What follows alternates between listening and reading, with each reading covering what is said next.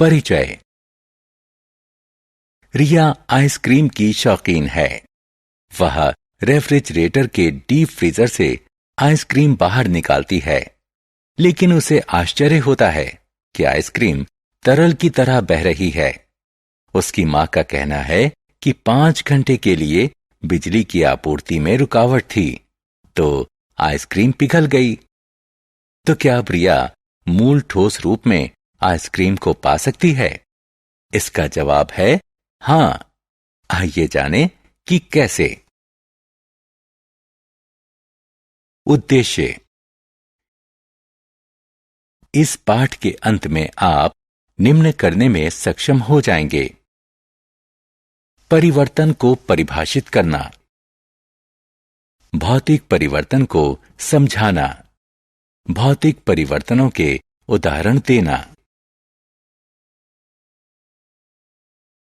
परिवर्तन। हम कई परिवर्तन देखते हैं। हमारे दैनिक जीवन में परिवर्तन के कुछ उदाहरण हैं। भोजन का पकना, लोहे का जंग खाना, बर्फ का पिघलना।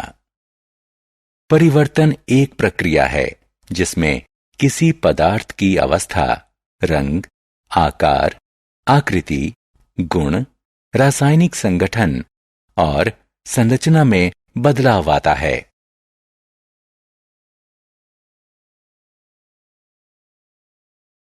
परिवर्तन के प्रकार।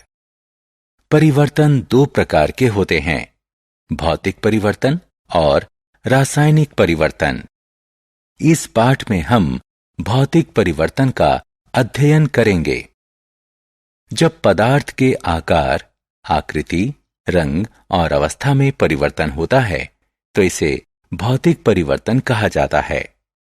भौतिक परिवर्तन के उदाहरण हैं बर्फ का पिघलना, पानी का वाष्पीकरण, पानी में चीनी या नमक का विघटन।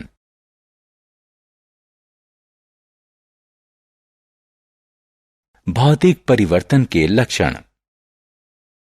कागज का एक टुकड़ा लीजिए। एक कागज को हवाई जहाज बनाने के लिए इसे मोड़िए। इसके आकार में परिवर्तन आया है, लेकिन हम अपने मूल आकार के कागज के इस टुकड़े को वापस प्राप्त कर सकते हैं। अतः यह एक उत्क्रमणीय परिवर्तन है।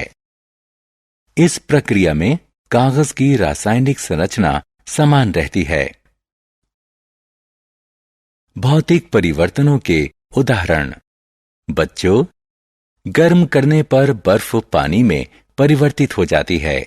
जब इस पानी को 100 डिग्री सेंटीग्रेड पर गर्म किया जाता है तो यह वाष्प में परिवर्तित हो जाता है। यह वाष्प ठंडा होने पर जल में परिवर्तित हो जाती है।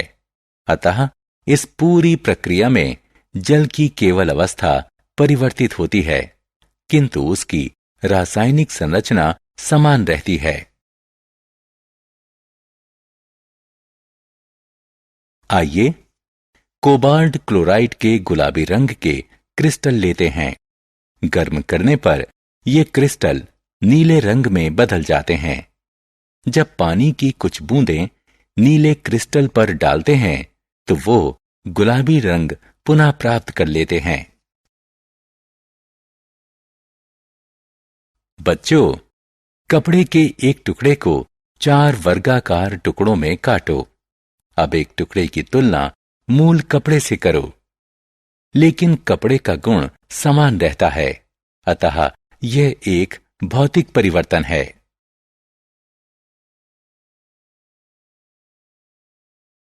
लवण का शुद्ध क्रिस्टल क्रिस्टलीकरण की प्रक्रिया से प्राप्त किया जा सकता है।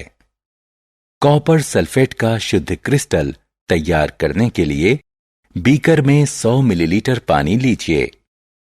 पानी को अम्लीय बनाने के लिए इसमें तनु सल्फ्यूरिक अम्ल की कुछ बूंदें डालिए। पानी को गर्म कीजिए। जब यह उबलने लगे तो इसमें कॉपर सल्फेट का चूर्ण धीरे धीरे डालिए और तब तक लगातार हिलाते रहिए जब तक कि संतृप्त विलयन न बन जाए। विलयन को छान लीजिए। इसे ठंडा होने दीजिए। कुछ देर बाद आपको विलयन में नीले रंग के चमकदार कॉपर सल्फेट के क्रिस्टल कण दिखाई देंगे। सारांश। आइए हमने जो कुछ सीखा है उसे संक्षेप में दोहराएं। वह प्रक्रिया जिसमें किसी पदार्थ की अवस्था, रंग, आकार, आकृति, गुण, रासायनिक संगठन और संरचना में बदलाव आता है उसे परिवर्तन कहा जाता है। जब पदार्थ के सिर्फ भौतिक गुणों में परिवर्तन होता है तो इसे भौतिक परिवर्तन कहा जाता है। भौतिक परिवर्तन अस्थायी और उत्क्रमणीय होता है। पदार्थों की रासायनिक संरचना भौतिक परिवर्तन में समान रहती है। इसके विलयन से शुद्ध क्रिस्टल यौगिक प्राप्त करने की प्रक्रिया को क्रिस्टलीकरण कहा जाता है।